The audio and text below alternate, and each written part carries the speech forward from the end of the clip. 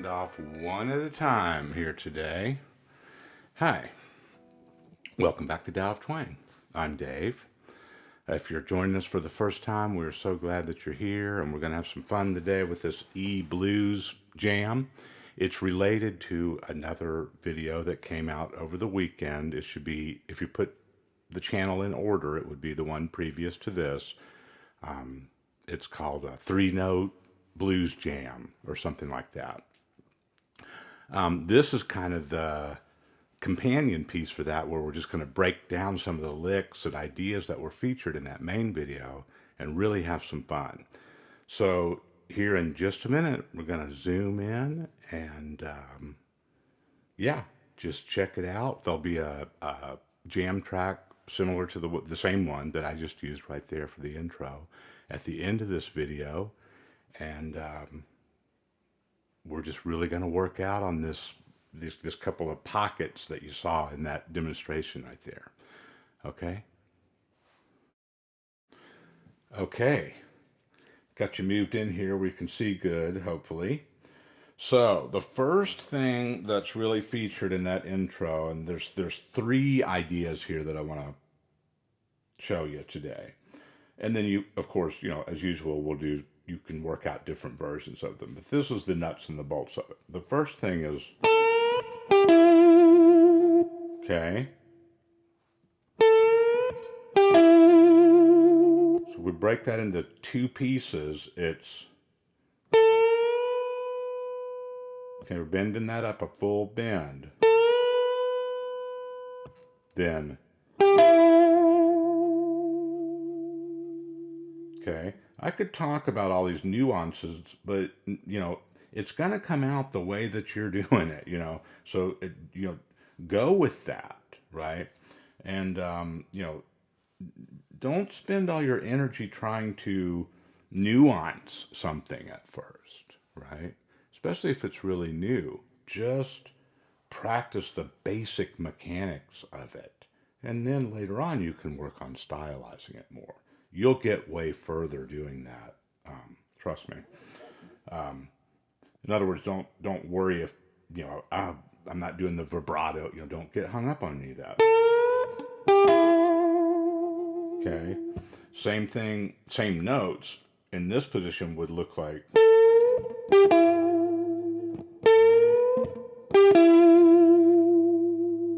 Okay.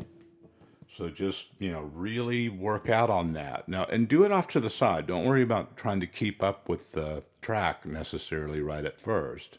You could also use the track, but use a more stretched out timing of it.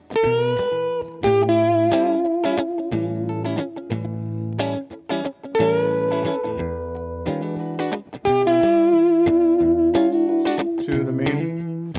So, but where you're headed is,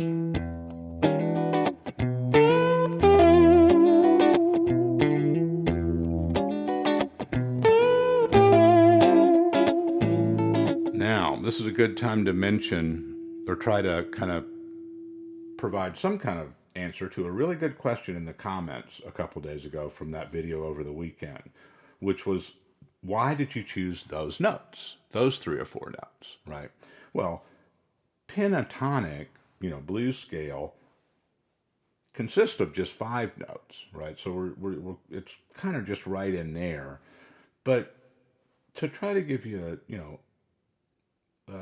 a more meaningful answer, this is the root of your E stuff, right? So E9, E7. Okay, so we know that's home base, right? For the E. So if we land on that note again though, kind of do the same riff, but let the chords change behind what you're playing. So you're playing the same lick and the chords are changing behind you instead of chasing the chords, right? When you land on that E for the A chord, it's not the root, right? Because the chord has changed, but it is the 5th of the A chord. And the 5th is like the most solid, resonant, it's almost like a second root of a chord. right?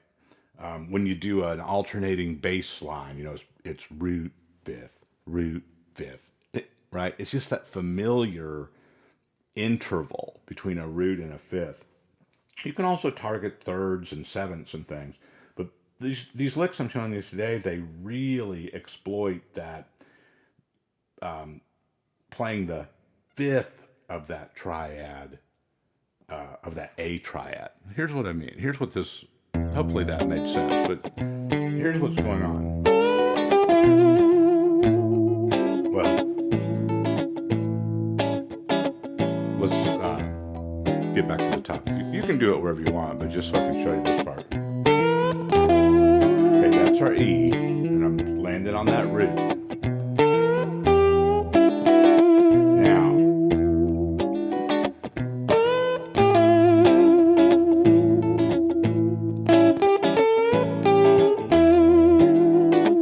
okay, boy, that sounds good when it goes that A, doesn't it?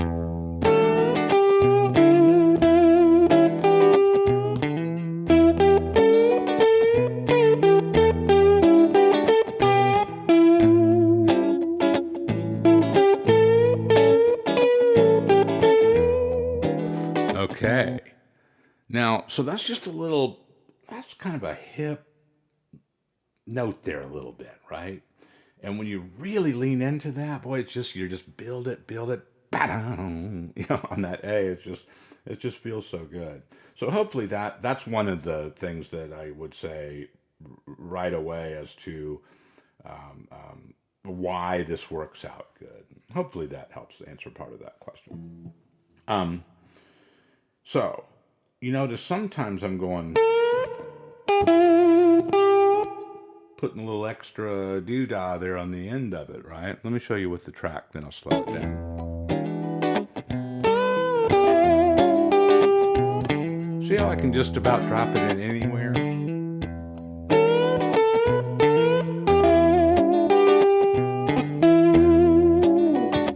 Okay. Now, same thing. Just add that. Sorry. It's okay to be dirty, but not that sloppy, There you go. So, up here, now I'm just doing just hitting that note and giving it just a little tweak. A little bend, a little vibrato, whatever you got. Up here it would look like. Okay, I bent it down that time. Here it is slowly.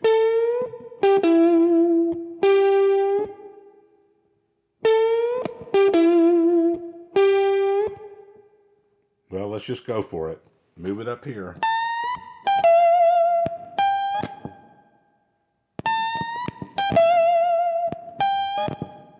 Okay, so these two are the same notes.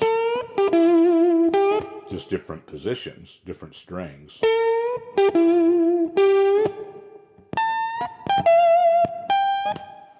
Okay. There's two main things that I really featured in that intro. The other one was this.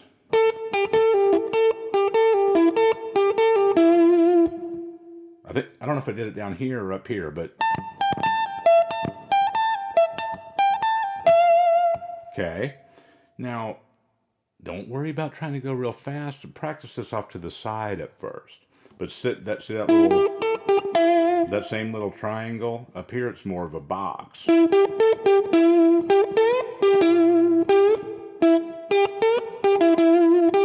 Okay. Let's try it down here first. So just this one, then. And that's a lick in and of itself right there. Anything that you can figure out that, audition it and see if it'll work as a repetitive.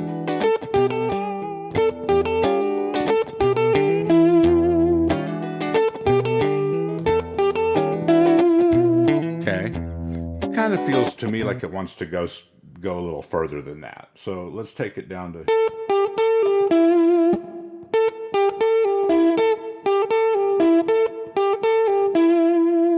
Okay.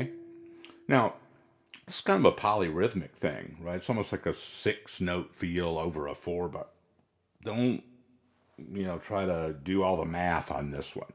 Just, slow it down, and if you don't feel that synergy of it, spinning around right away, don't worry. That'll come. Just get real familiar with the mechanical movement of it.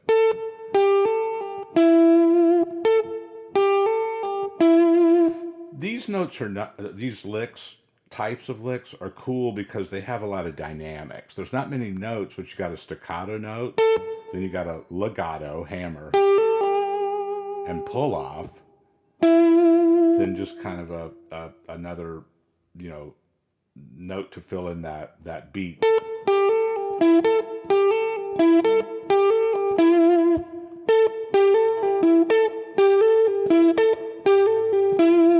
One thing that I could point out here is that sometimes you can, like up here, you could kind of use your same finger to go back up.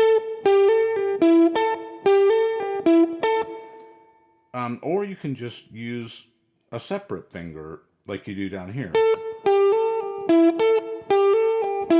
I think that throws people off a lot sometimes when you see this kind of rocking back and forth on the same finger. If you're more comfortable, try it like...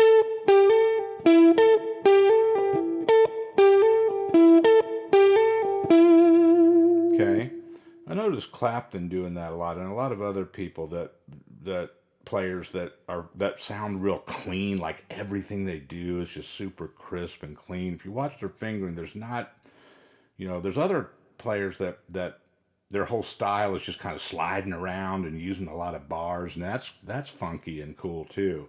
But that real clean sound is kind of neat. And I think you do that sometimes by using more fingers.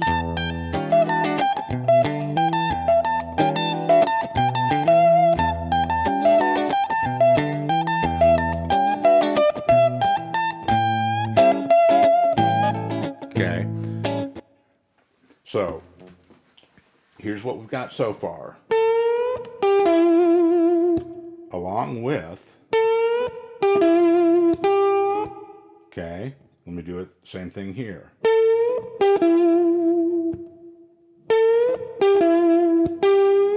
Mix that stuff up, repeat the first note, more times. That's something you can do to just kind of turn this one lick really into almost a whole solo. You can bounce on these notes more than once.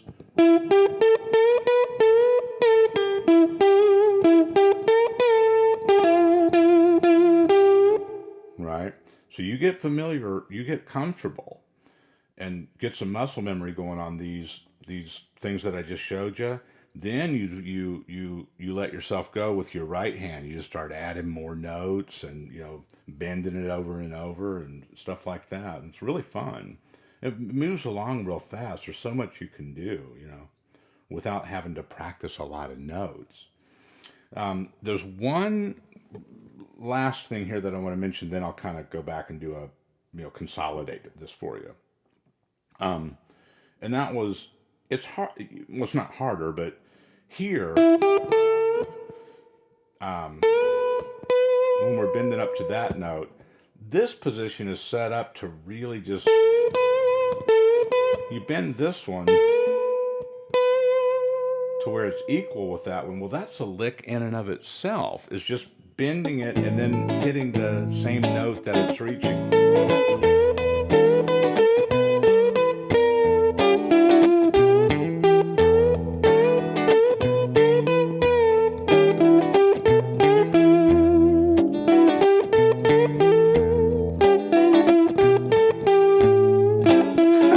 How many times did I have to wait for that A to come?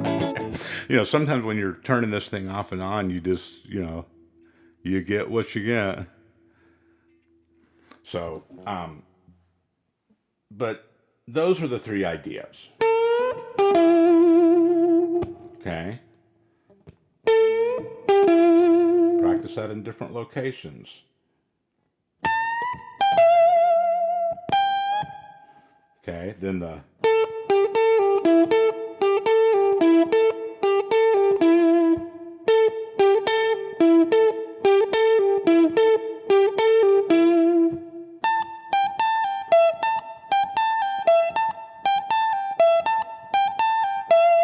still get that dancier thing about that going up to that staccato note.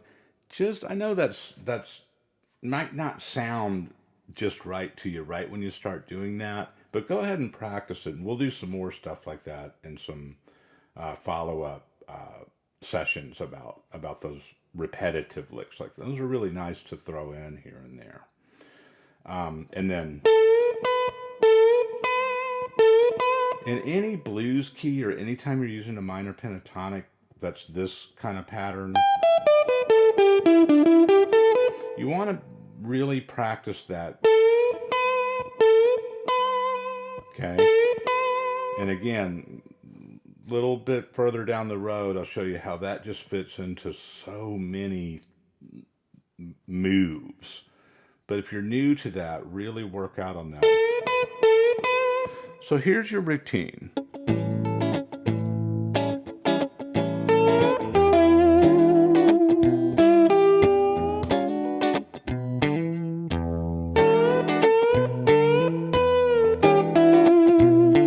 Right? Different feels.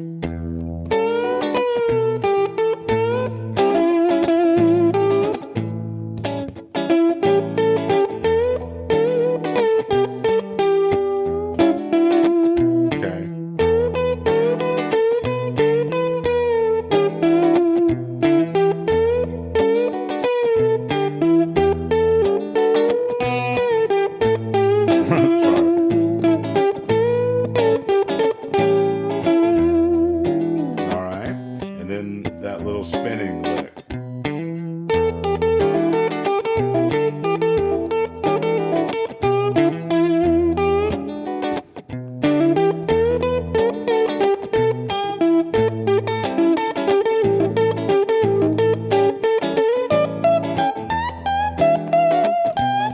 Okay, and I want to run away with it here at the end, but you start connecting all that with your pentatonic stuff that you already know.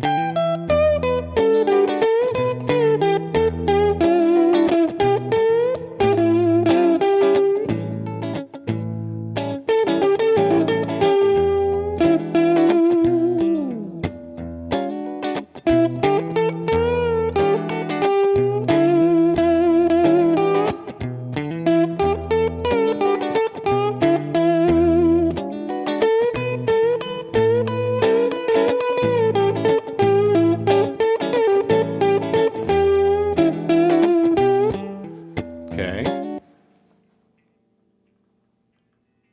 Not trying to be, showy with it there. But, I want to give you, a preview of where this is going. If you really, take yourself to task and keep it simple, but really work out and be comfortable and let your body get relaxed while you're doing this, right? A lot of times you get so jacked up when you're first trying to do something new because your body just, it's just your fingers, but next thing you know, it's here, it's your shoulder, it kind of gets your whole upper body involved in it, right? So when you're practicing, take breaks, tell yourself, hey, relax my shoulders, breathe, right? And you're doing great. The progress, a couple people have posted videos of them playing over the backing tracks. It's awesome. So that was a lot today. I hope you take what you need and leave the rest, right? Come back later and watch it again. You find something you really like, just go off with that for a couple days and just do your thing, right? That'll take you far. I appreciate you as always, and we will talk to you soon. Okay? Thank you.